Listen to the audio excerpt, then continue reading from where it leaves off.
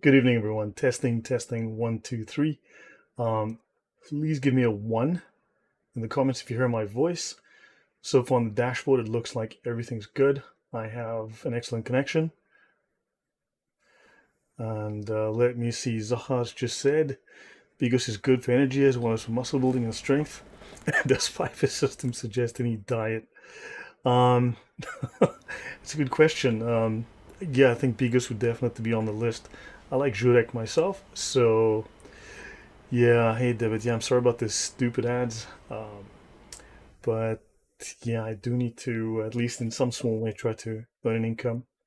Uh, yeah, guys. So give me a one in the comments if you are hearing me. Otherwise, let me turn this on.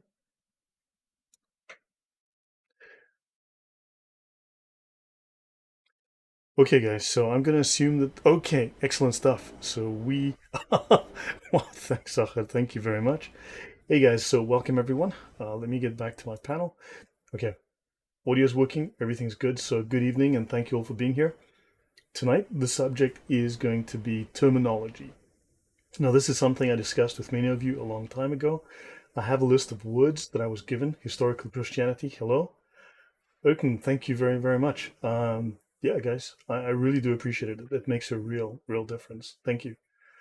Um, yeah, so some time ago, I took some words. However, I'm going to go through those as well a little bit later, but also I'm going to go through a resource that you need to learn. Check in the description for everything I'm using. One is obviously Reliance for the Traveler. Two, I'm going to be using mainly the index of what's called the Encyclopedia of Islam. It is the gold standard reference for studying Islam and Islamic terminology. Right? It's something like a dictionary as well as an encyclopedia with lots of additional detail if you want to learn something about Islam. Now, okay, so I've got a link to the very first one, and what I can do is afterwards post links to all of the rest so you can download them, use them. They're a very powerful resource. Right. So, guys, let me go to. Okay, I'm gonna pop myself down to the bottom left. Okay, for instance, I want you guys to look at this word rhetoric. If you were watching my show about St. Paul, excellent, David. Thank you. Also, post the link to the Encyclopedia of Islam, Volume 13 index. So, if you watched my show, couple built to speed. Hello, welcome. So, if you watch my show on Thursday with Adam Seeker, and I'll be on Thursday again to discuss St. Paul and the reasons for the attacks on St. Paul, I discussed rhetoric. Right now, of course, there's more than one definition of rhetoric, but if you go to Merriam-Webster, as well as others, many of those will emphasize first that rhetoric is language that is impressive sounding but not meaningful or sincere. And it utilizes here the example of language from, well, political language, right? Politicians. Thanks for posting that Brill Encyclopedia link. Okay, so let's have a look at why this is relevant.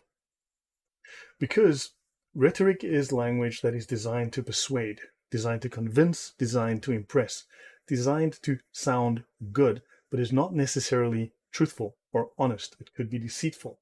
It could be, well, we'll get to the term embellished. In other words, you've added to it, but we'll get to that. But rhetoric in Islam is a science. Now, understand, from a Western point of view, this is not science. We would never think of it as a science. However, in Islam, it is seen as a science. The science of baffling people with complete, you know the phrase, baffle them with fill in the blank. Okay? So this is a science within Islam. Now notice, in mysticism, the norms of conduct which govern relations between master and disciples, we're going to be covering a lot of mysticism in Islam as well. We're going to touch on that.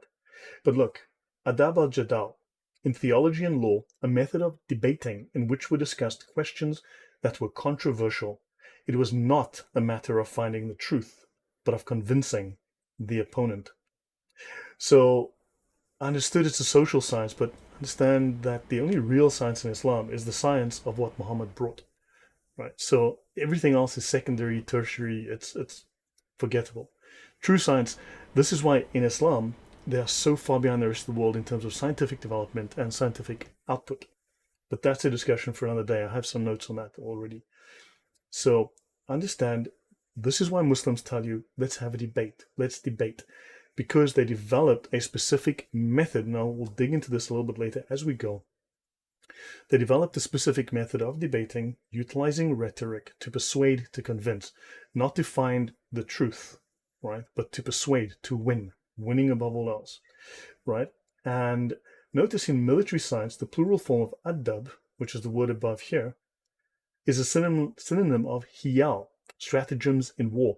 Hiyal is the major form of deceit, lying, deception within Islam, right? And it is a war strategy. Okay, so I'm going to close that one. And I want you to just notice briefly, and I will get around to this in the future, even madhabs speak of a way of thinking, persuasion, rhetoric. So it's a school of indoctrination and a school of persuasion as well. So there's a link to all of these things. Now, these definitions I took from the Encyclopedia of Islam, and I'm going to start showing you lots of words from this and show you how they link and how to better understand Islam. So let me see. They try to look religious like the Pharisees to deceive people to Islam. That is true. Looks like you could fill a whole dictionary with Islamic terms meaning deception. Oh, there's many of them. Yes, that's true, Veronica. So a point I want you to remember, and I've said this many times and I'd like to reiterate. The Quran is no longer the major source of knowledge in Islam. Okay? The major source of knowledge in Islam is the ijma, the consensus of the scholars.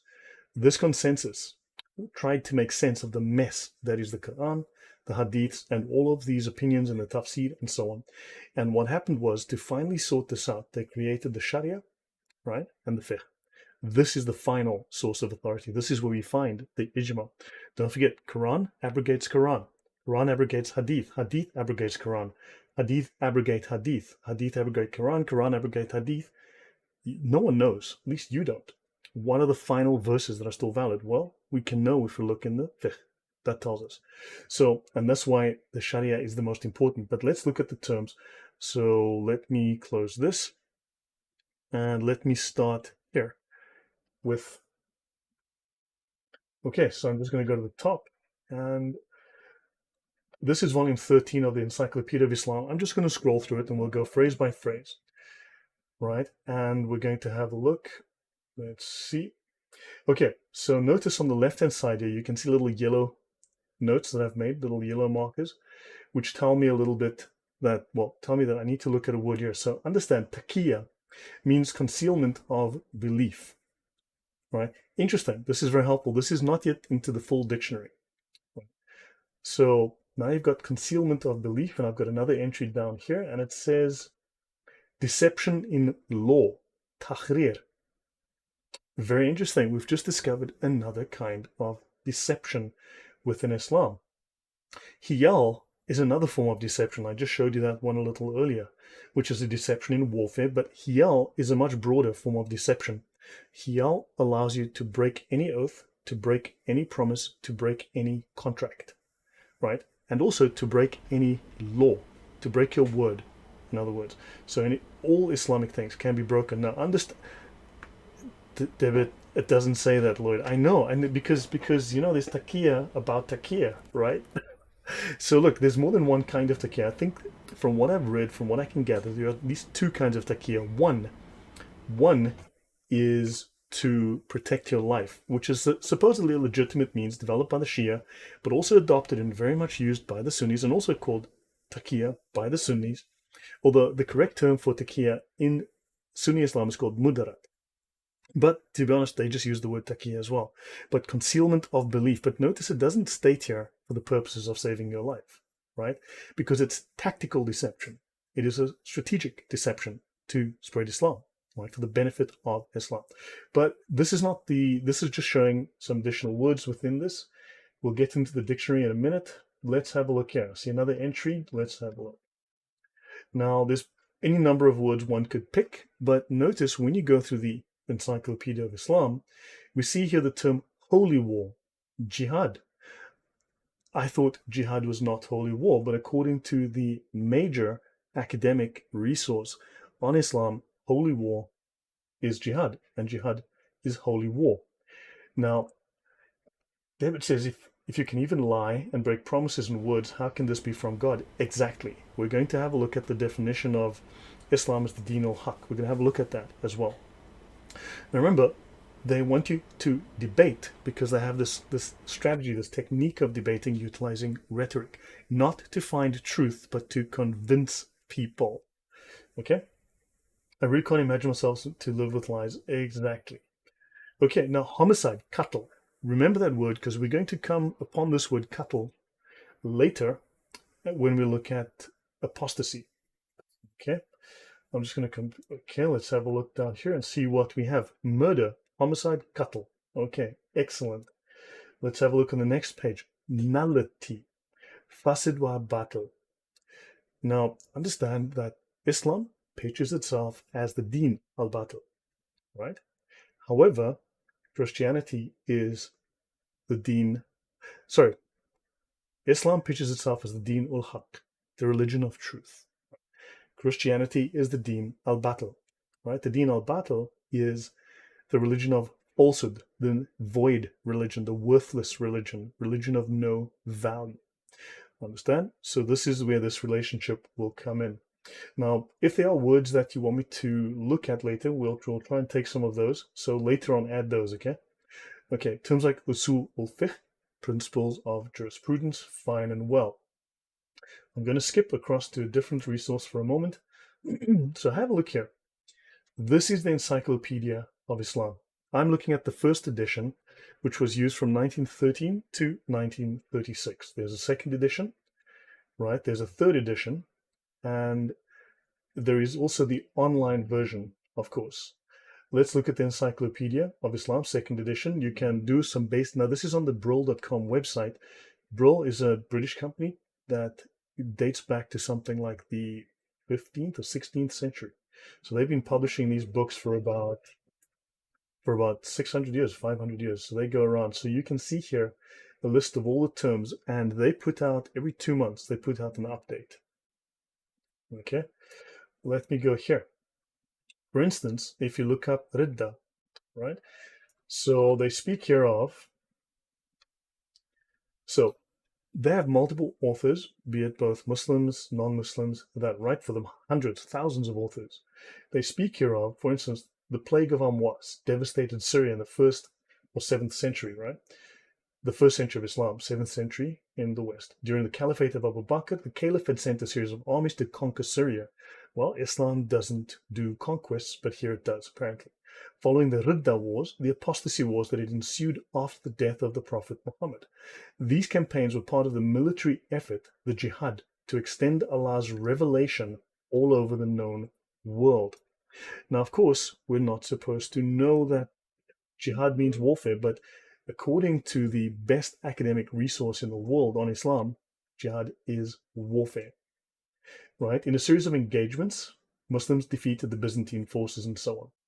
So understand, if you look through this, you can find lots of support for what these things actually mean. And I want you to have a look here. The Encyclopedia of Islam, if you should buy a copy, it's going to cost you just a fraction under $40,000. Okay, so have a look here. This is $40,000, $39,689. You can rent it for $3,900 a year, and you have to pay an annual fee for updates of $1,237. So you're going to be paying $5,000 a year just to rent this thing, right? This is a very, very serious resource, and they take accuracy very seriously, although I will say that the Muslims that contribute, in my view, sometimes whitewash the content. So make a note of that. Let me see. Yeah, so correct. So David's saying literally every time Muslims, they are occupied, so we have to back off, but yet they are happy to occupy others. Okay? Okay, right. So I'm going to close this down. Enough of that. Right, let me see if there's anything I missed. No. So let me continue with this exploration of this book. Let's have a look here. Apostasy. Very interesting. An apostate is also called a mulhid or a murtad. See also qatl. Remember, we spoke earlier of qatl being murder, qatl being homicide. So notice Muslims will always tell you, thank you, Dragon. So Muslims will always tell you that, apostasy, Islam doesn't have a death for apostasy law. So why are we coming across this word qatl in connection with al-ridda, which is known as apostasy? And it's also linked to heresy. Now we realize, okay, we need to look up heresy to learn more about this, but apostasy is connected to murtad, connected to the word mulhid, and also with murder. Okay, al-ridda. So let's have a quick look at the definition of apostasy within the Sharia.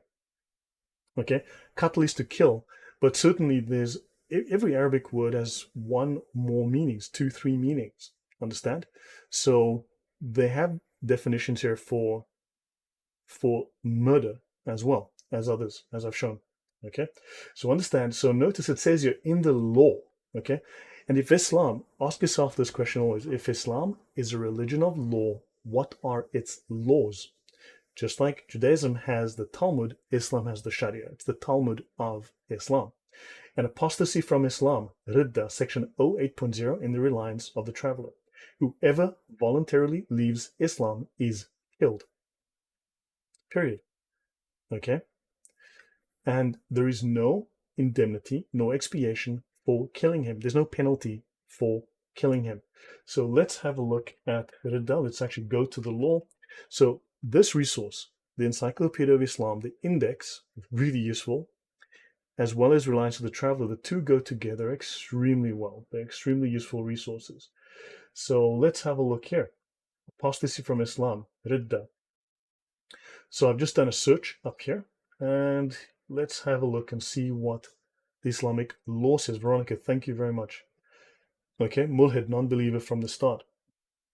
However, what is your resource then, Erkin? We've got to look at different resources. Now, I don't necessarily always believe every resource I read because they might be false. They might leave a fact out. They might add something in that's not true, right? There's always that. So you've got to try and look at different resources, but I'm going to try and stick to just Reliance tonight and the Encyclopedia of Islam, just to look at if these terms and concepts we're looking at, if they actually link up. Apostasy from Islam. Leaving Islam is the ugliest form of unbelief and the worst. It is kufr. It may even come about through sarcasm. But when a person who has reached puberty and is sane voluntarily apostatizes from Islam, he deserves to be killed. Right? This is the ijma ruling. We'll look at the word ijma later as well. This is the consensus ruling of all the schools, of all the scholars of Islam. Okay, so Erkan says, I'm a kafir and a murtad, but not a mulhid. That would be correct if you were once a believer, right? Which is interesting because Islam claims that all souls who are born were Muslim. So you were a believer once at the start. So understand, there's a little bit of a conflict there, right? Or contradiction within Islam. So, for instance, if a Muslim wants to debate with you, why not ask him, well, to prove to me that you know Islam and are worthy of having a debate or whatever it is, a discussion with me, I want you to show me from your Islamic law, from your fiqh, what the ruling is on apostasy. Show me from the Islamic law. Because unless you can show me a resource that is authoritative and you can show me clearly without ambiguity what the ruling is, then of course you don't know Islam well enough to debate with me.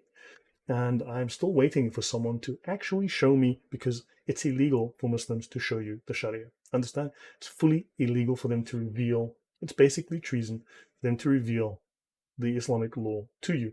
And in fact, they're not even allowed to know the details of Islamic law. Right, let's go back. Right, so let's go back. So there we go. Let me see, was there anything here? No. So let's continue. Qatl. We'll come across qatl again as we go. Let me continue down. Right.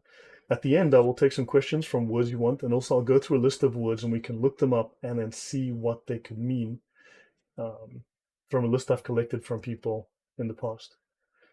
So I'm going to go skip quite a gap. Oh, here's something.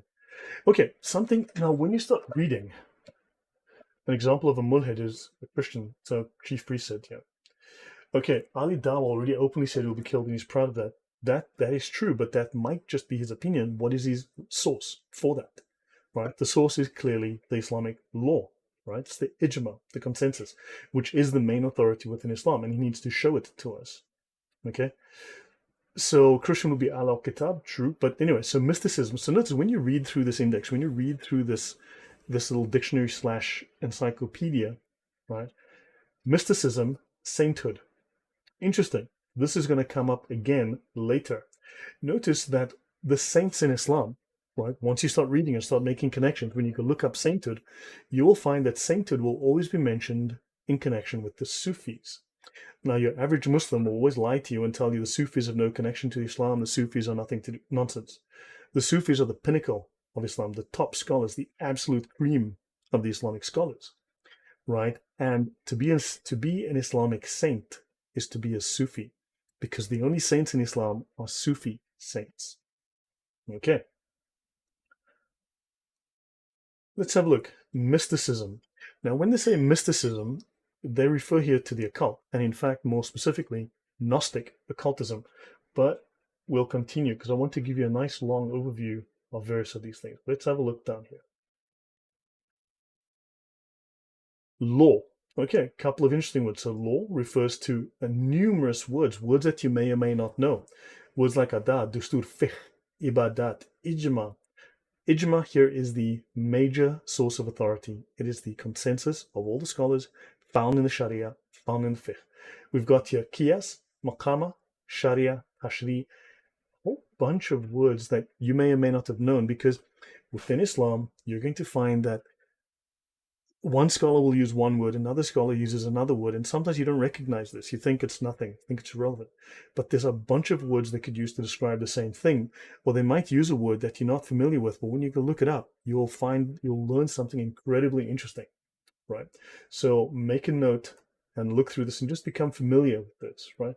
Browse through this as you have time. Jurisprudence, fatwa, fiqh, ijab, ijma. Again, ijma crops up. Ikhtilaf. What could that be? And of course, taqlid, ikhtilaf. Right, interesting word. So remember, we're just going through a list of associated terms at the moment before we get into the actual dictionary or reference section, right? Ikhtilaf is, technically, it just means difference, right? Veronica at the wall says some have 100 words for snow, some have 100 words for twisting the law. Exactly. Hey, Tippy Bear. So, Ikhtilaf is the science of difference, right? Or just difference, the doctrine of difference, because the four schools all have slightly different ideas about certain things. And the differences were harmonized by another scholar. Let's not get into that right now. But Ikhtilaf is how they've harmonized the differences between the schools, because they're all one religion. There is one Islam. These are not four separate religions. The things that they disagree on are minor issues that do not affect the doctrine. Oh, and while I'm on that point, there was something I forgot to show you, but I'll get into that another time. So, ikhtilaf is about difference, and it's how they resolve the differences between the four schools, which are not critical differences. They're just minor differences. They don't affect the underlying belief in Islam. Okay, taqlid, that is to follow. Okay, you're a follower. You follow an imam because you need to learn Islam from an imam. But that's a whole story. That's all to do with the whole occult view of you connect from you to your imam, him to his imam, him to his imam to his imam. Remember these isnad chains? These isnad chains back to the source. Muhammad's the source, and Muhammad's connected to Allah. So Allah's holiness flows to Muhammad, Muhammad to the companions to their followers, right? From the followers to an imam, from that imam to his imam, from that imam to his student, from that student to his student, to your imam, to you. These connections, these chains are critical to them. Right? That's why you need to follow. You cannot break the chain or you fall outside of the community of the Muslims. Okay,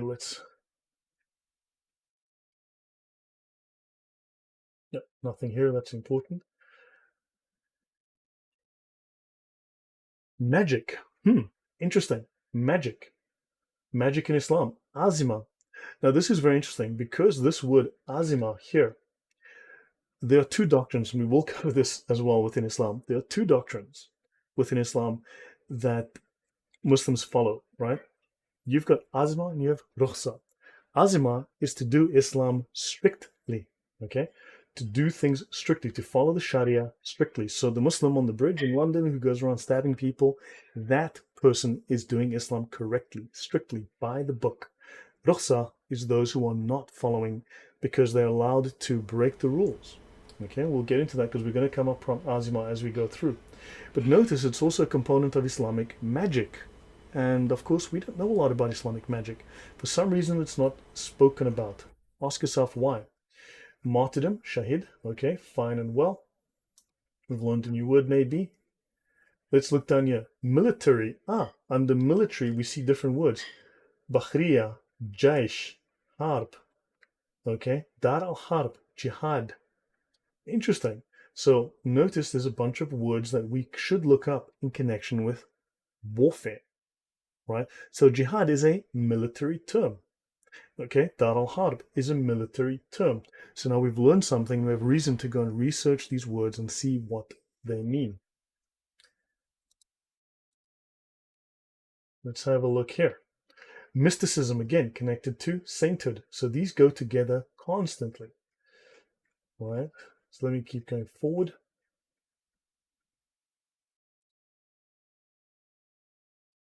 Sainthood. Maulid. Saints, the Wali. Okay, so maybe you've learned something now about this. Again, connected to mysticism. All the saints in Islam, you'll see then, are mystics. So what kind of mysticism? This is something, it's a little mystery we need to start clarifying. Right, have I missed any comments? Let me know. Okay, right, I'll just continue through this.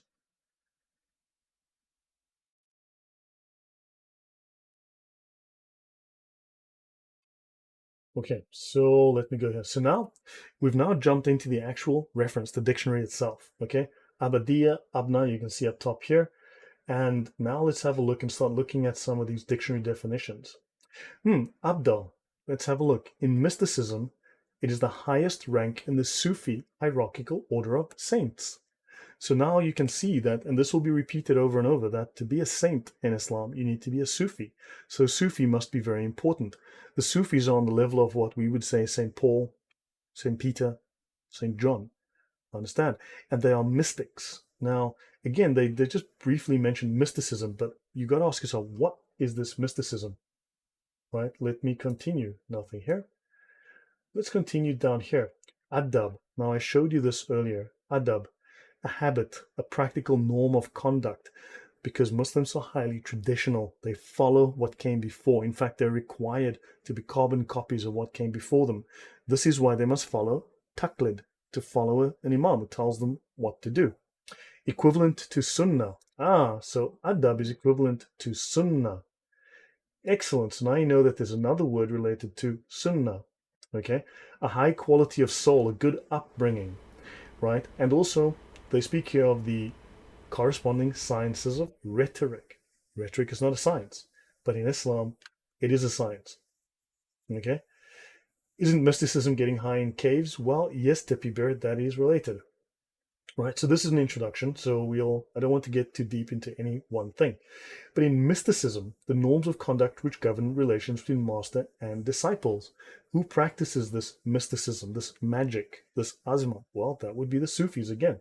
In military science, the plural form adab is a synonym of hiyal, stratagems in war. What is hiyal? It is deception, right? It is, technically it's called legal trickery, okay? Legal trickery. Adab, and don't forget, Islam is a theological legal system, right?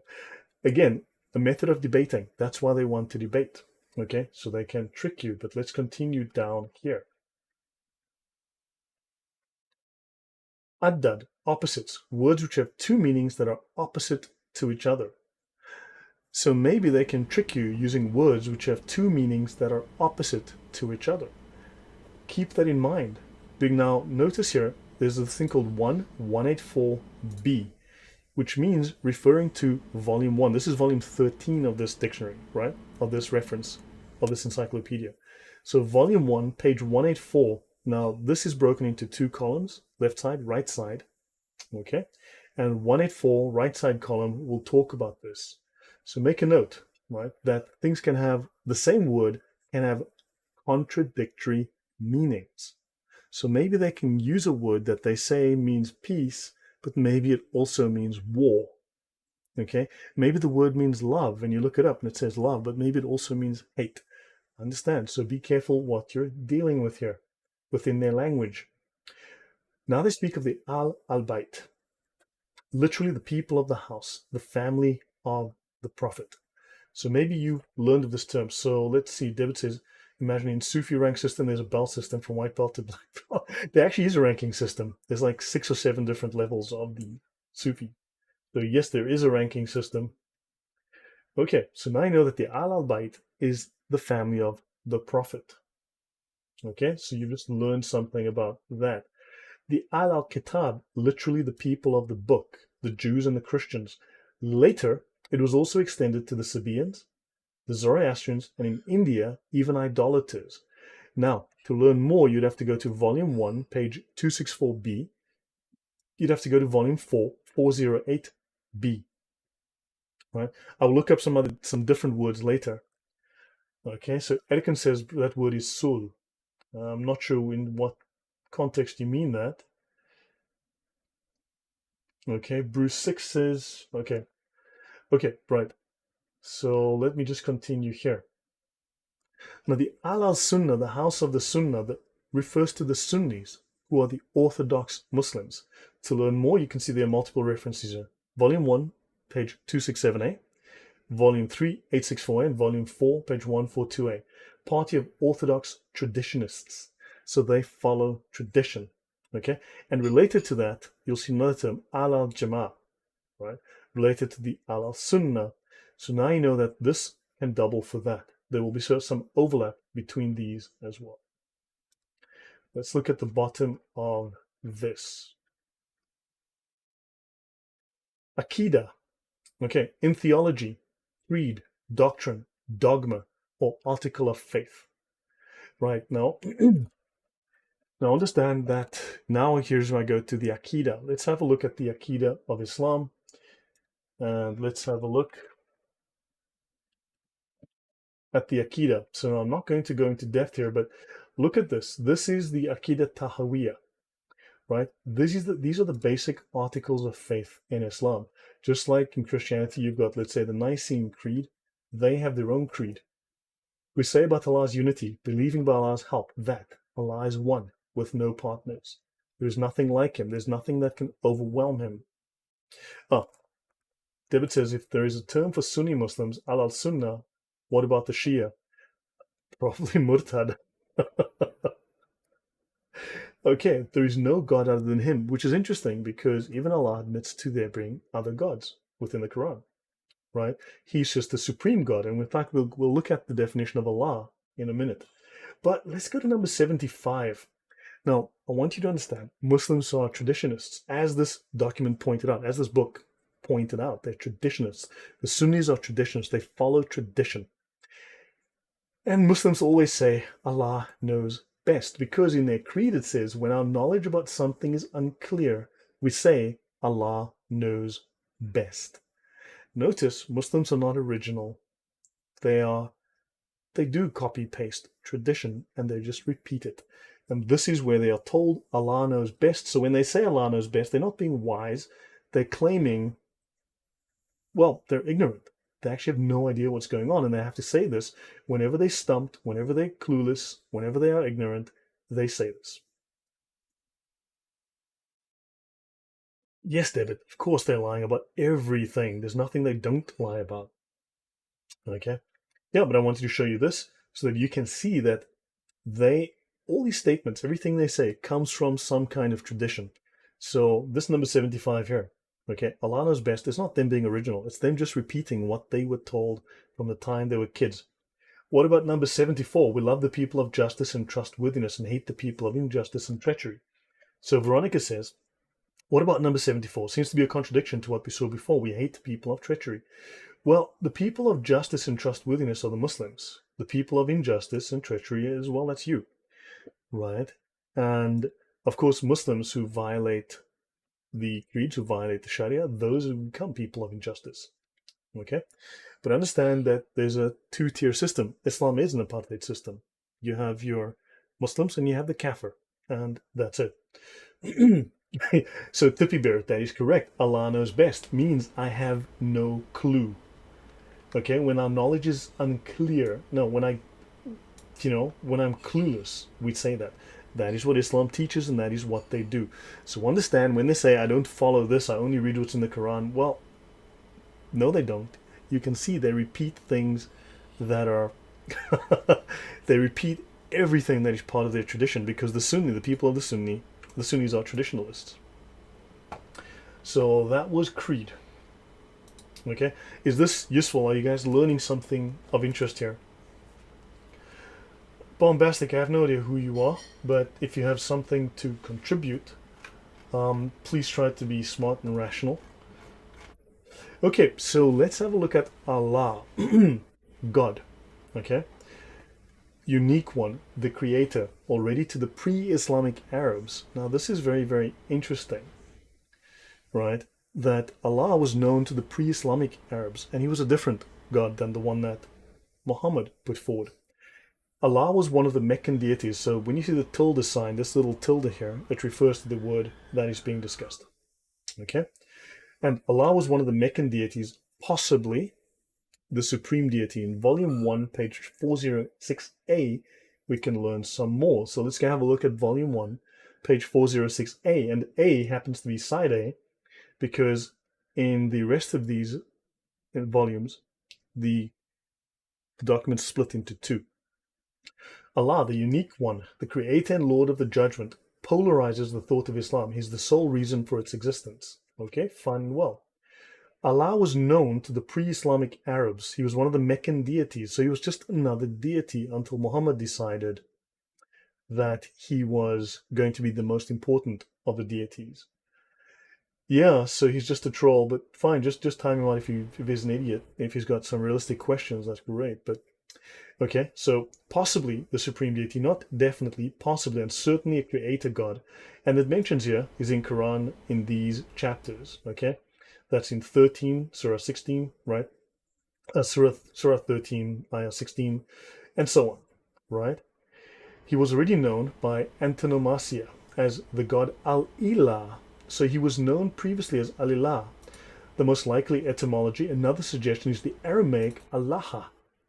Very interesting. Now, of course, if you want, you can also go to one of the newer of the encyclopedias and actually go and do a search and then look up these terms. It'll then give you some new information, some additional, because obviously this is updated constantly. Arnold Nathaniel, learning so much. Bye, Donkey. Thank you very much. Okay, so for Allah, before Islam, as shown by archaeological sources and the Quran, see Ilah. So notice, now it's telling us, if you want to learn more, go look up Ilah. I will zoom in here so you can see this. Okay, so now we learn a bit more. Allah was known to the pre-Islamic Arabs. We now learn that. He was one of the Meccan deities, okay? And for Allah before Islam, as shown by archaeological sources and the Quran, see Ilah. Very interesting. So now you would have to go to the volume I, right? And then just look that up. Understand? So this could be very, very helpful for researching and coming back with facts, okay? Because Islam doesn't like facts. Now, we always say facts don't care about your feelings. Well, I can tell you their feelings do not care about your facts. Actually, they do. They get very, very angry about your facts. So, notice, let's go on here.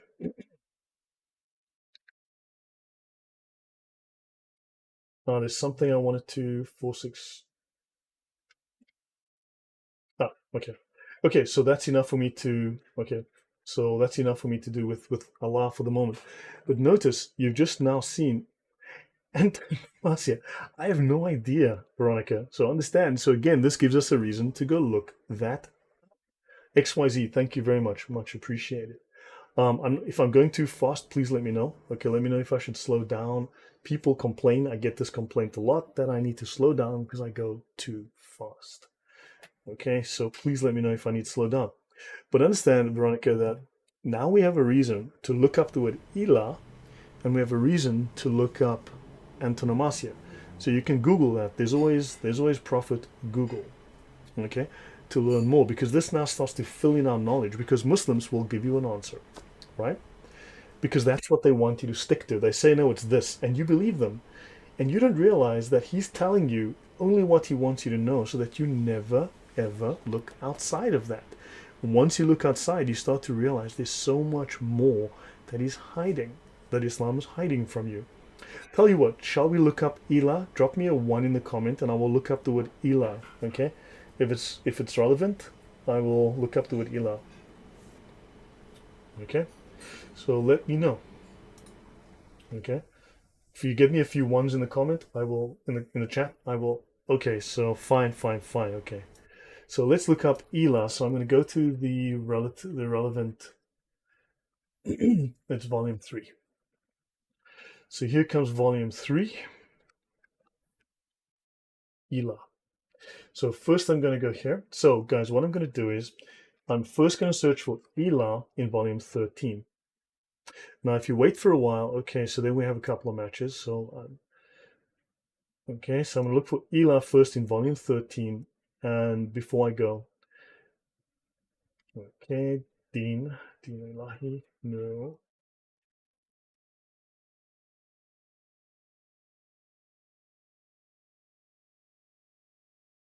Let me just go back and measure, okay, the Mughal Emperor, that's some history there. That's Ilah. Ah, here we go. Okay, so, okay. Oh, that was a lot of 1s. That was a whole bunch of 1s. Okay, guys, so Ilah. So let's have a look here. We have Ilah from Ilah to Ilm, okay? Ilah. The plural, so now you learn Aliha is the plural. So for instance, Akhruf, right? Take the word Akhruf. We always hear the Akhruf. Well, you have Akhruf and Harf, the singular and the plural versions. So you learn different forms of the word, and I will get into that too. Deity. In pre-Islamic poetry, Al-Ilah was an impersonal divine name, although for Christians and monotheists it denoted God by frequency of usage. Okay? Al-Ilah became Allah, and we can learn more in volume 3, page 1093b. Okay, right, is that helpful? So let's have a look at volume 3, page 1093. So Encyclopedia of Islam, volume 3. So we have to look at page 1093b. So I'm going to go to page 1100. Okay, so I'm going to have to jump ahead further. 1110.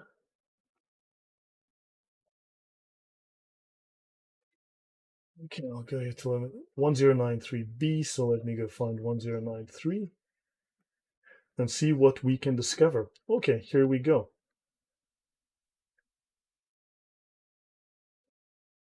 Ilah, plural, Aliha, deity, appears in pre-Islamic poetry. So the name of Allah appeared well before in pre-Islamic poetry. See this, okay, as an impersonal divine name. It just meant God, as in so it was not a name of anyone in particular, although preceded by the article for Christians, and so far as the poetry ascribed to them is authentic, the monotheist, Al-Ilah evidently means God. For the other poet, it means the one who is worshipped. Ah, so that's what Ilah means, the one who is worshipped. So it did not originally refer to anyone specific. Veronica says, antonomasia, substitution of a title for a proper name. Fantastic. This is the substitution of a title for a proper name. Ilah becomes Allah. Metonymy, part represents the whole. Okay, many hands make light work. Hands equals person. Excellent. Thanks, Arnold. Right.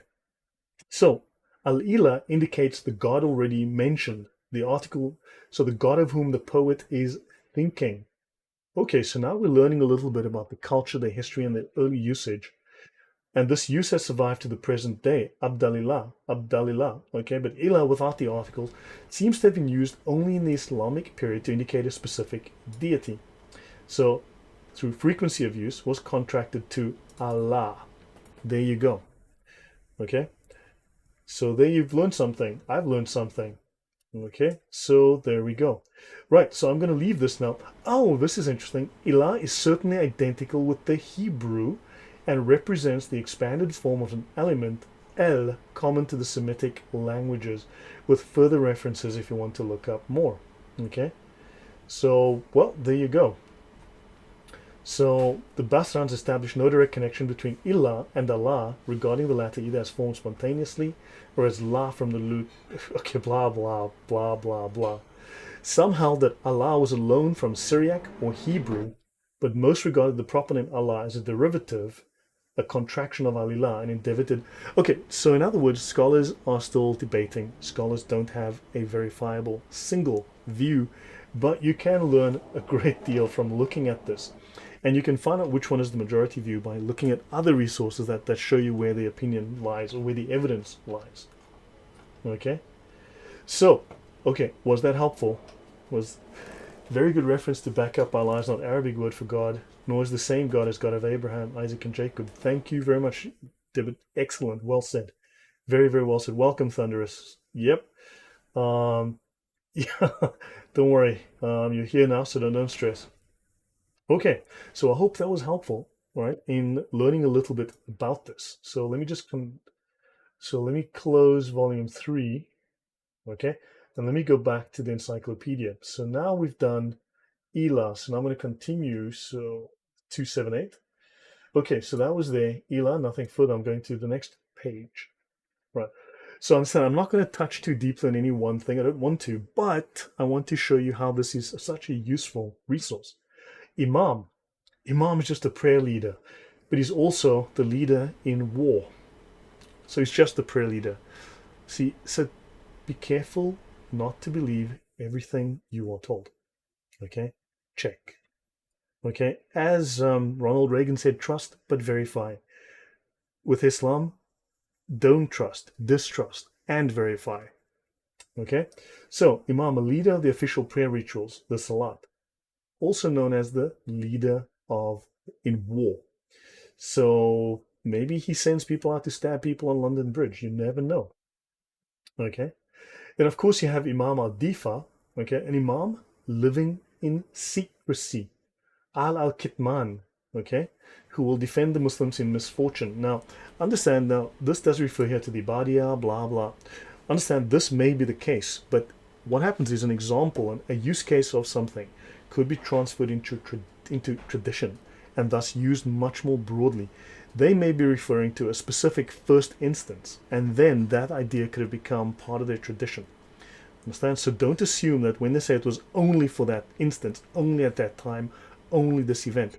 Don't assume that, because I've come across outright lies in this encyclopedia. Like in volume 10, there was one thing that it was just like egregious. I have no idea how they allowed that to slip through the editors. So let me check some comments. It said that the ruler was the leader in war. Is that really the same as the Imam? Well, it says so right here, Imam. Okay? The Imam, you see the tilde here? You see this tilde? The tilde refers to, when you see the tilde, it's always referring to the word being discussed. Tilde, leader in war. Okay? So try to, when possible, double and triple check. Okay? Imaman, in mysticism, again, we come to this mysticism. The two assistants of the Qutb. Qutb, Sayyid Qutb, very interesting. The second category in the hierarchy of saints. There's your, the second category in the hierarchy of saints. Well, if they're the lower category, then they're like your yellow belts, buddy, as we were discussing earlier. Thunderswan says, always watch Lloyd's material several times. Thank you for promoting it. Guys, if you like this, please give me a like, right? Please make Jihad beat the like button blue and share this as well, okay? Please. Yeah, okay, so Imam, the Imamate, supreme leadership of the Muslim community. So, hierarchy of saints. Let's move on from here. Okay, so now, okay, we've just covered that. Let me continue down here to the next. Okay. Al-Insan al-Kamil. In mysticism, the concept of the perfect man. In mysticism, Al-Insan al-Kamil, in mysticism, the concept of the perfect man. Who is the perfect man? Muhammad. But let's have a quick look at that and go back to this word Qutb and see what we can learn from that. Okay, let's see. David says Imam is the leader in war. What about Caliph? The Caliph is also the leader, but the Caliph is like the supreme leader. Okay, the Caliph is the supreme leader. So, but the Caliph is the Imam. He's an Imam. He's a prayer leader. He's a leader in war. But you'll have the Caliph and then sub-leaders, right? Which one is higher? Both equal. Perhaps the encyclopedia may explain more. Right. Okay, yeah, the caliph is the imam, generally local. Tippy Bear hit the like button lightly with a toothbrush. Thank you very much. Okay, so now this kutub. Let's have a look at this kutub term. There might be something to be discovered there. Okay, so let's have a look and see what we can find. Kutub. Okay, now remember the al-insan al-kamil is the perfect man, and kutub. In mysticism, kutub may have any of the following meanings, all carrying the idea of vicarship. Now understand, there's a whole bunch of meanings. So one Islamic word can have at least 3 meanings. It could have a dozen meanings, right? Kutub, or the perfect man, al-insan al-kamil, around whom the spheres of being evolve. What does that mean? I have no idea. It's all very mystic and occult. But notice, it is upon whom the Muhammadan reality, which is the hidden side of his own reality, irradiates. Okay? And he reaches a certain stage of mystical perfection. He is then granted permission by his spiritual master to initiate novices and guide them on the mystical path. Because, again, they're referring here to the Sufis. The Qutb is the perfect man. Think of the very famous Pakistani Syed Qutb, highly influential Islamic writer of the previous century, right? So the Muhammadan reality, what is that? Well, I've discussed that in other videos. It's the light of Muhammad. It is the reality of Muhammad, is the ultimate. You see, Islam is the ultimate reality, the ultimate truth, the deen ul haq. And Muhammad is the essence, the substance of the truth, because he's made out of Muhammad is made out of Allah's light. And what happens is, you see, Muhammad is Allah on earth, right? Muhammad's essence placed on earth. Muhammad is a piece of Allah. Allah took a piece out of himself, made Muhammad, placed that light, that essence on earth. That is connected to the companions to their followers, from the followers to the Imams, down that chain, that Isnad chain, right? Down to the Imam, down to you. And you are able to access the perfect, ultimate, absolute reality by doing your occult rituals and achieving mystical perfection. And then you will find the hidden knowledge, the gnosis, right? Understand, I've covered some of this in previous shows, but understand the connections here. Okay, so now you know a little bit about not only Muhammad can be perfect, but certain Imams can become perfect too. If you're a Sufi, you can become perfect. Right, so Yeshua is Yahweh. So Kutub is mystical perfection, the other side of Momo. Yeah, look, make of that what you will. Understand, now you're going to have to go into volume 4, sorry, page 950, and volume 10, page 246. Among the Bektashi, happen to be Sufis, Kutub refers to a rank of spiritual achievement attained only by those who have been ordained as Baba. Okay, blah, blah, blah, blah, whatever. I'm not going to go into any depth in any one thing here. Okay, angels are Nur, Muhammad is Nur. Muhammad and Allah are a piece of Satan, makes sense. Well, Tippy, you said it. Okay, so understand, so let's continue here without me going, right. Look, there's loads of words. I just grabbed a few that I thought would be interesting. Khawas al-Quran, the art of drawing prognostications from verses of the Quran to which beneficial effects are attributed. That just went, okay, whatever that meant. But notice, the science of Khawas, ilm al-Khawas here, the knowledge of the natural properties of the letters based on alchemy. So let me see, there's a science in Islam. Dzień dobry, Marek. Dobry wieczór, Marek. So within the science of knowing the Quran, you have the knowledge of the natural properties of the letters based on alchemy. Okay, because within Islam there's a form of gematria as well, which is very, very interesting. Now that's odd. So why we're not talking about this and openly discussing this if it is within the single most expensive major Islamic resource used in universities, Islamic universities around the world? Well, so let's see. So knowledge of the Quran, okay, the knowledge of the letters, the properties of the letters based on alchemy. So let's have a look at that. Let's have a look at the word ahruf. You may have heard of the word ahruf. So let's have a quick look at the word ahruf. Now I'm searching. So here we go. Okay, let's start on the top of the page here. Harp. So remember, later on I have to go back to where I was. But harp, means war. Harbi, al-harb, the house of war. A non-Muslim from, okay, sorry, the al-harb, the people of war. A non-Muslim from the house of war. Okay, well, okay, haram, everything that is forbidden. But let's go to harf. This is very important. Harf.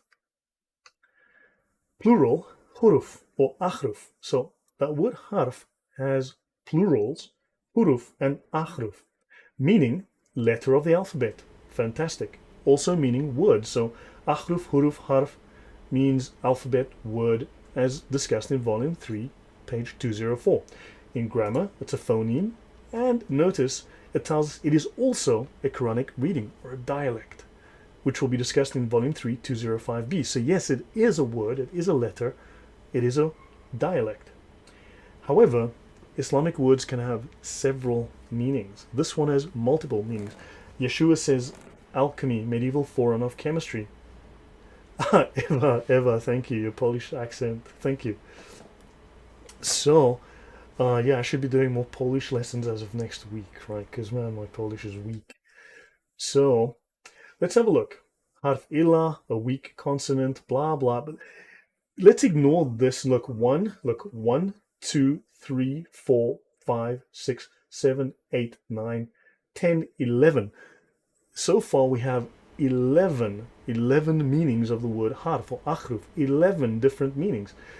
Let's look at the main meaning, the one that Muslims always somehow forget to tell you, the one they just couldn't.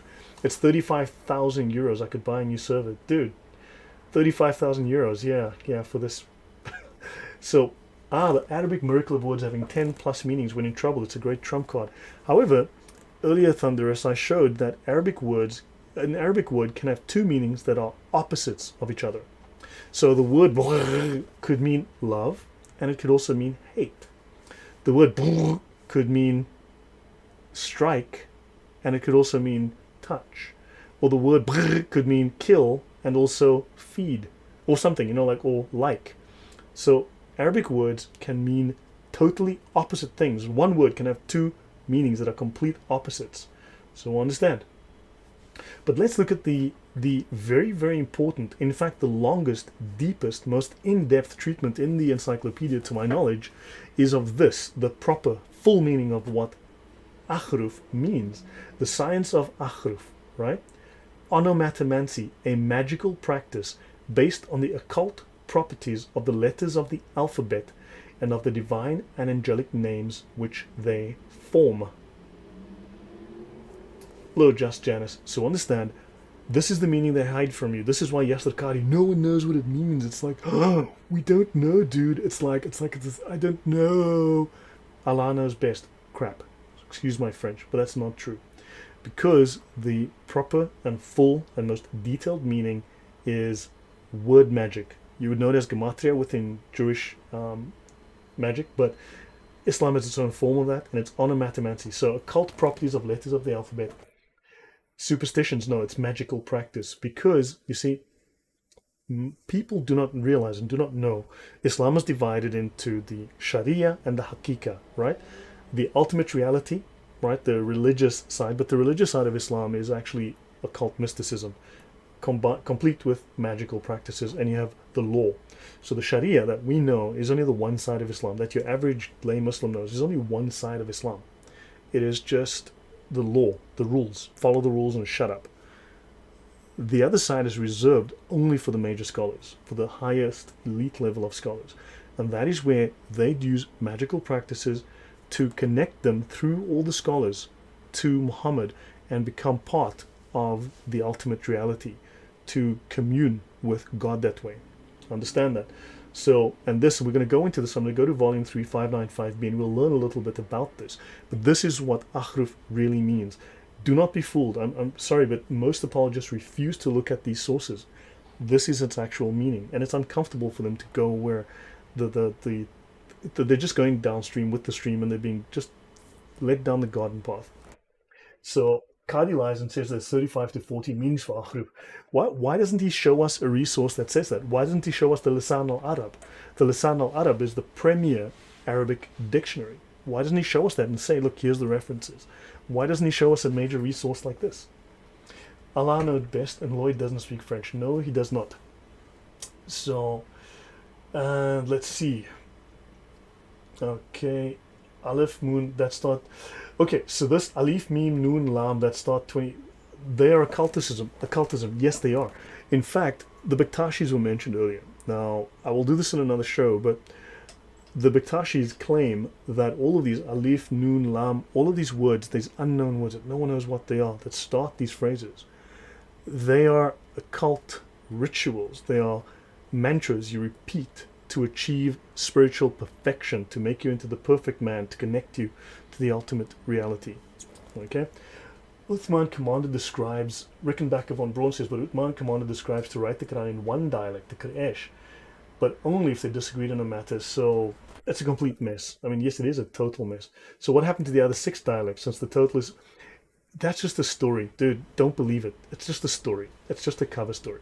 I don't believe everything I read, right? And I absolutely... Don't forget, Muslims are required to lie to you. It is compulsory in Islam for them to lie to you. Why would you believe people that are supposed to lie to you? I certainly wouldn't. So let's go to volume 3, page 595b. So let me bring up volume 3. And Bob is now your uncle, and we're going to go to page 595b. So I'm going to go to 615, I think. Hopefully that will make it.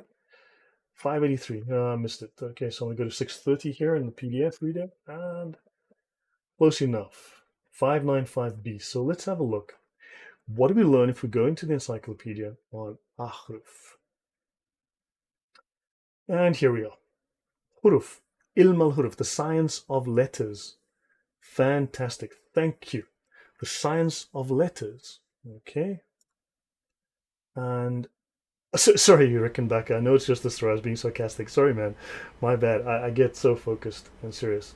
Okay, so the PDF is not rendering properly with all my... oh, there we go. The science of letters.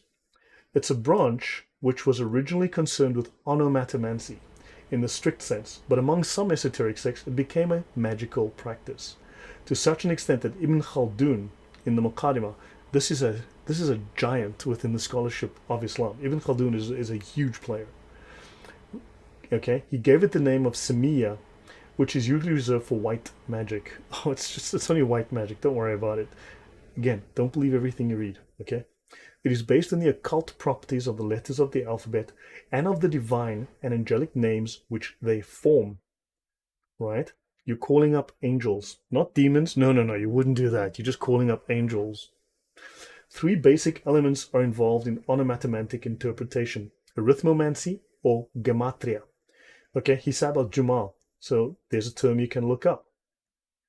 According to Ibn Khaldun, okay, so in other words, according to one of their major scholars, all the stuff is based on alchemy and astrological conjunctions known as kiranat. So in other words, you're looking at the occult. Okay, the entire Islam is just a silly fairy tale, a sadly dangerous and a very dangerous one. White magic, David, yes, magic is magic. Okay, now understand, this is what Ahruf means. And if you dig deeper into this, it gets really dark and really ugly. Now, I'm one person. Okay, I'm a little boy from Africa who learned how to read.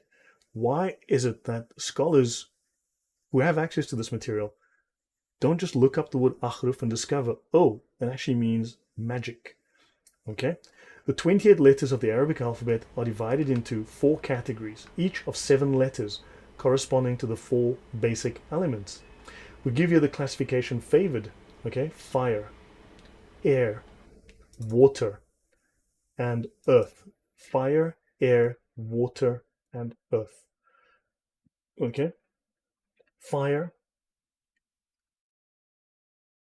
air, water, and earth.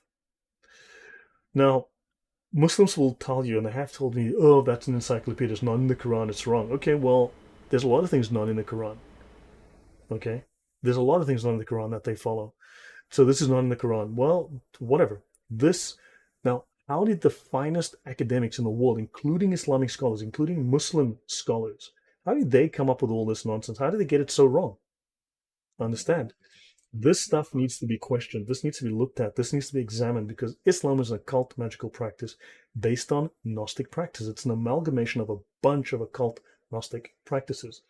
So notice you got the 7 groups are the fire letters, the air letters, the water letters, and the earth letters. It's a kind of transposition, blah, blah, blah. And you have lunar and you have solar letters. So Dragon says, so much great information. No, you're welcome. Thank you, Dragon. Thanks for the support. Now, one day in Islam is black magic. Egypt, Morocco is top for black. Yes, understand. The Quran is a text that they use to run mantras. It's not meant to make sense. People say the Quran doesn't make sense. It's not meant to. Roughly 20% of the Quran is just gibberish. People say it's gibberish. Now, certainly you can trace the original underlying text to Syriac Christian invocations. Like these were the kind of hymns and psalms you sing in church. Okay, I can't remember the word right now. Right, but Muslims have taken this and corrupted it so that when they say these rhythmical incantations, it takes them into a state of a higher mental state, and then they commune with Allah. They enter His throne and they go through the veils. They pierce the veils. Fire, air, water, earth is Zoroastrianism. Yes, thunderous. Now look, understand, I'm going way off the standard Islamic narrative. Now, yes, Qadi said the standard Islamic narrative has holes in it. What he meant was it's absolute nonsense. It's bull poop, okay? It's bovine poop. And yet, everyone's still going, well, you know, we need to stick with the standard narrative. No. If the standard Islamic narrative is not true, then what is true? Maybe we need to look elsewhere, okay? So let me see. Arithmomancy is associated with the Chaldeans, Babylon. Yes, because Islam says it is a Gnostic religion. I will show that in a minute, just for the heck of it then. So understand, so you've got, let's go Captain Prophet. So yeah, look, you've got Zoroastrianism, you're going to have Hinduism, you're going to have little touches of everything, including old Akhrif, so including from the Jews who learned it from the Chaldeans and the Canaanites and the Babylonians and all that. The literature of Huruf developed in 2 opposite directions. The first consists of combining letters to obtain a whole possessing particular properties which are supposed to lead to the required result, divination or magical effect. The second is the same as the first, consists of splitting up names to which an esoteric character is attached. So the one is creating, the other one is breaking apart. Okay, I'll finish here. So you're looking at astrological and theurgical factors. If I recall, theurgical factors means magical factors where you call up a being. Okay, can someone please look up theurgical and tell me what that means? Actually, I'll do it as well. It's a form of magic, theurgical, not Poland. Let's have a look. Pertaining to magic. Okay, pertaining to magic. Describes the practice of rituals. Let's go to Wikipedia. Wikipedia is often wrong, but okay, maybe this time it'll tell us something. Theurgy. Let's have a look here. Theurgy is a power higher than all human wisdom, embracing the blessings of the divination, the purifying powers of initiation, and divine possession. Interesting.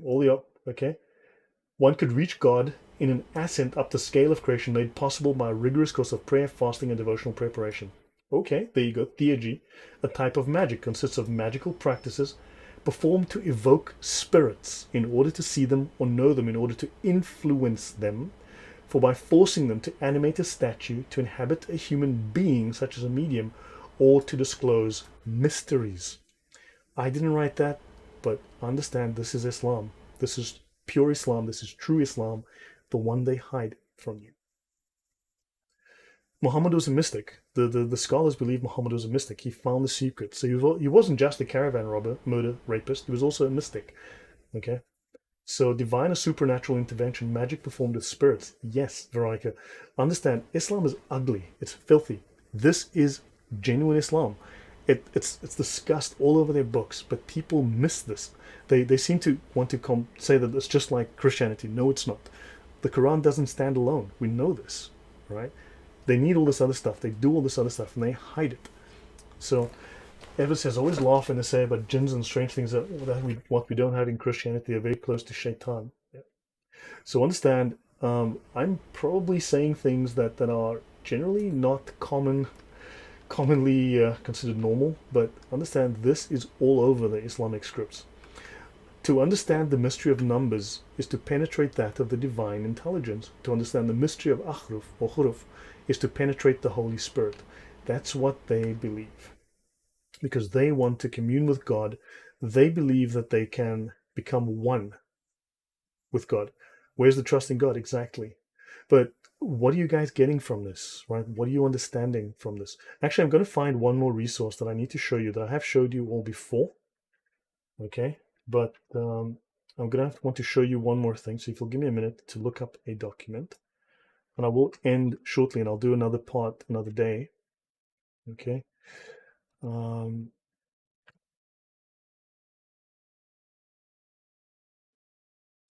Okay, I'm going to bring up a text.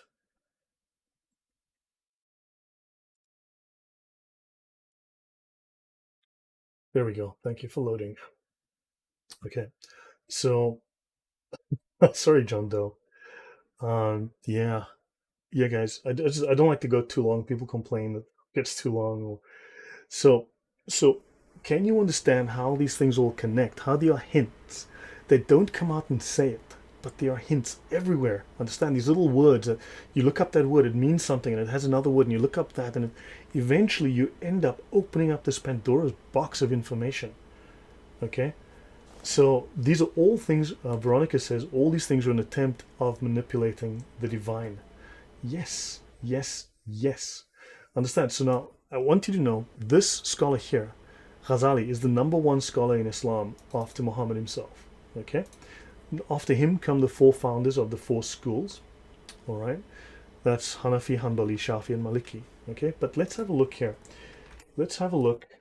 Let's look for the word Illuminati in his book. Oh, very interesting. Okay, so Ghazali talks about the Sufis as the ones who are, see, because they found the true light. Okay, so what happens is, see, the Amr, the word of command, the Amr of Islam, we can look up that word as well. So Islam contains much that is obscure and too difficult for most minds because most Muslims are too stupid, according to the scholars, and so are you, by the way. And you see, so only the scholars, the elite, can learn this because they've got the brains. They've got special knowledge. You see, and he says here that the perfect Illuminati, the perfect Illuminati. Who are the perfect Illuminati in Islam? Well, the Sufis. Who are the elite within the Islamic scholarly circles? The Sufis. Who are the saints of Islam? The Sufis. Who are the Illuminati? The Sufis. Understand? This is from the top scholar in Islam, right? After Muhammad himself. They perceive that Al-Mutta, the obeyed one, is not more than the highest other than absolute deity, and is related. So basically, Muhammad is related to Allah the way the sun is a reflection of Allah's essential light. So Muhammad is like the son of Allah. Okay, he's a reflection of Allah's light. Muhammad's greatness, his awesomeness, too difficult for most minds. Yeah, that's you. Now, okay, so I'm going to pause here for a moment. So guys, I'll leave it here for the moment. Okay, so we have been through, so so what have you taken away? Okay, hopefully you've understood there's a lot more to Islam than Muslims will tell you. They don't want you to know. You need to look beyond what they tell you. Muslim tells others to be aware of the Illuminati, while in Islam there is, well, yeah, okay. Um, there's a lot more. We can go into many more. So, Malik, they seem to think they can gain spiritual power by what? Yes, they want spiritual power. They believe they can perfect themselves. They believe they can perfect themselves, and it's insane. It's a whole bunch of magic. It's a whole bunch of magical practices. You see, because Hakika, this is the other side of Islam that non-Muslims and of course even your lower lay Muslims are not allowed access to. This knowledge is secret only to the scholars, the Sufi scholars. Haqaiq, reality, essence, truth. Okay? The ontological meaning is the nature or essential reality. The logical meaning is the truth, which is the exact conception of the thing, the exact conception of the truth, of reality. It's established in intelligence because only they are smart enough, only their intelligence can conceive the exact, total, 100% truth. In mysticism, Hakika is the profound reality to which only experience of union with God opens the way. So in other words, they can commune with Allah, perfect themselves, commune with Allah, and they will know the truth, the perfect truth. Al-Haqiqa al-Muhammadiyya, remember they said of the Muhammadan reality, is the universal rational principle through which divine knowledge is transmitted to all prophets and saints, called the Ruh Muhammad, the Muhammadan reality, the spirit of Muhammad. The Ruh is the Holy Spirit. So understand, and it's also the Haqaiq is the term for secret philosophical doctrines. Oh, the ninth degree in the Sufi hierarchical order of saints. There's at least 9 degrees, David, just so you know. And yeah, haq, something right, true, just, real, established fact, reality. Okay? So guys, Sufi, Sophia, yes, Sufis, they call themselves Sufists. The Sufis call themselves Sufists. They're sophists. Stinks of Satan. So guys, John Doe, absolutely brilliant, and your style of teaching is pure matter. Thank you. Islam is predicated on occultism. Sorry, yes, Thunderous, correct. We can go into this when I have the opportunity to appear in your show. So yeah, Thunderous will hopefully appear in my show soon. We're only a month overdue at this point. Anything not the truth that sets you free is by implication occultism by default. Correct. Thank you for stating that, Thunderous. So guys, any questions? We'll do one more thing before I sign off. Okay, I'm going to go into the reliance of the traveler. I'm going to go to the beginning. I'm going to look up the letters G-N-O-S. And notice here I've got Gnosis 18 times, okay? Gnostics. Okay? Gnostic 5 times. Gnostics 3 times, and Gnostic with an apostrophe 1 time. So let's look up Gnosis. Because Islam claims to be the pure religion. It came completely fresh and new and didn't plagiarize anyone or anything, except the scholars of Islam explicitly state that they are Gnostics. They explicitly state that Islam is Gnosticism. And if you go on YouTube, you will find hundreds of videos where the scholars openly talk about practicing Gnosticism. Gnosticism was the greatest threat the church faced in its first 500 years. Islam is Gnosticism. It never stopped. Now, let's see some questions. Michael on it falls flat. The Buddhists believe the same, constructing their sand paintings to conquer the spiritual realm of a region. Okay. Yeah. In their own way, both the Sufis and the Baha'i faith tried to rescue people from the hypocrisy of Islam. Didn't work. Yeah. No, the Sufis are Muslims. No, you must understand. People will lie to you, Gabriel, about Sufism, about the Sufis. The Sufis, first and foremost, must completely 100% be Sharia compliant. So the normal standard rules of Islam apply to them as well. They need to be perfectly compliant. Only then can they approach the Hakika, the spiritual side of Islam, right? The religious side of Islam, the occult. Only then. But notice here, Gnosis is mentioned 28 times in this manual, in this Sharia manual, and it's mentioned far more in others. Okay? Gnosis, let's have a look.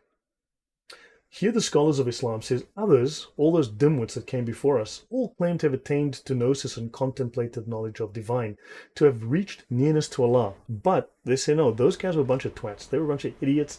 We, the Islamic scholars, we have attained to Gnosis. See, the scholars of Islam, we have found the Gnosis. Islam is Gnosticism. It is Gnostic. They've opened the door of Gnosis. They've entered through the door of Gnosis. They've gone through the Gnosis. Gnosis. The Marifah.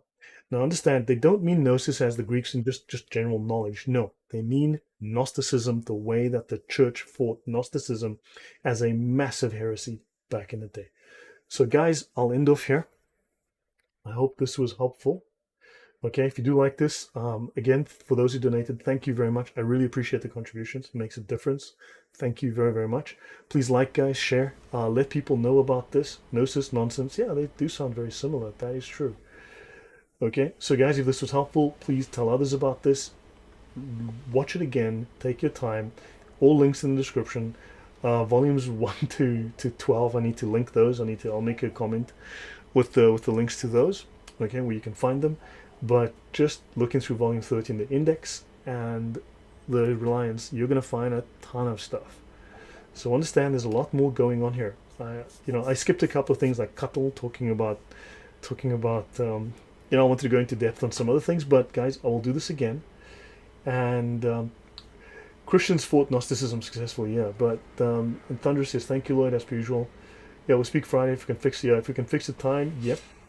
Rickenback says, "Thank you." So guys, yeah. So Thunderous will speak. Um, Yeshua, thanks for all the help and assistance. So guys, yeah, on Thursday I will be on with Adam Seeker again at I think it's 10 p.m. my time, which is Poland, Central European time, which should be 8 p.m. UK time. I'll be on with Adam Seeker. I'll be doing part 2 of Paul. I've also been expanding and working on my presentation on Paul to show exactly the early history from the 7th century, the 8th century, how Muslims started and why they started attacking Paul specifically. Right, so I've gone through that, and I'm also actually still working on expanding and doing further research into this. And what upsets me, Western scholars know about the lies that the Islamic scholars and the Shia falsehoods they were telling, right? The Shia propaganda they were writing. I forgot to mention how an early caliph actually set up a propaganda division to refute. It was in terms of the word debate, okay? An early caliph actually set up a division where he paid people to write refutations. Remember, Muslims always say, "I refuted you." Well, because the whole point of that debate format that I mentioned, that adab, al-ajal or jadal, is designed to refute others. And an early caliph actually set up he paid a bunch of people to write refutations. And they weren't necessarily designed to be true, they were just designed to win, to convince. And but we'll do that another time.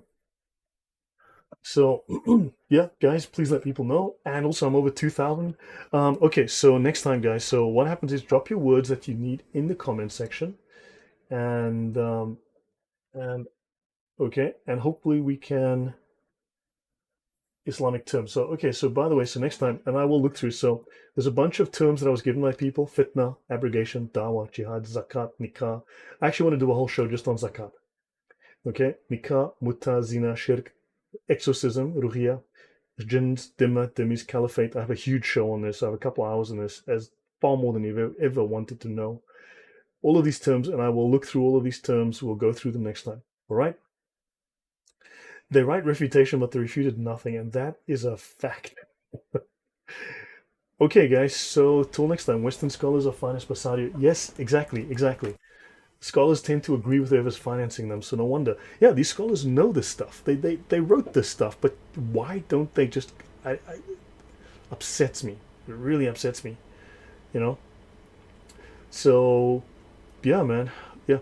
So, guys, make this public. Tell people, show people, talk to people. You've got the resources. And change the debate, change the discussion. Don't fall for their tricks. Take this knowledge and make them deal with this, because we've been going round and round in stupid circles. Quran Hadith. The Quran is not the ultimate authority in Islam. It is not. The Quran is a waste of your time. Okay? The Hadith are not the ultimate authority in Islam. They're a waste of your time. The Sharia, Ijma, the consensus, found in the Sharia and the Fiqh, this is the ultimate authority. Okay? So hopefully I've given you a key to unlock all this. Please use it. And guys, end with a prayer. I'm not the very best at praying, but Lord, we pray for wisdom, pray for guidance, we pray for courage. Okay? Because we need courage if we're going to step out with this and fight. Okay? We have a world that we need to protect and win. We have families. We can't allow darkness to take over. Lies. Islam is all about lies. So guys, yeah, pray for courage, right? And yeah, use this knowledge. Change the conversation. Change the conversation. Don't let Muslims fool you. Take this information out there and make them answer to this, and let the rest of the world know. Let all those other apologists know that, man, they're missing so much that they should be talking about. Okay, so God bless, right, guys? All the best, everyone, and I will see you guys next time. Okay, see you on Thursday. Bye-bye.